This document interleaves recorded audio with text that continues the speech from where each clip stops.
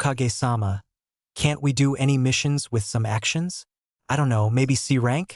Something awesome. Shut up, Reno. Didn't Kakashi-sensei say we aren't ready? And don't talk to Hokage-sama like that, Ray reprimanded. Tisk, I'll be Hokage soon, so I can do whatever I want. Ooh, No. I'm gonna be Hokage. Reno and Naruto got into one of their arguments again as Minato, Kakashi, and Ray sweat dropped. Okay, here's the deal. I've got 1 C rank for border patrol. If you can do this kind of mission easily, I'll get you another C rank. Prepare yourself, it will be in 1 week.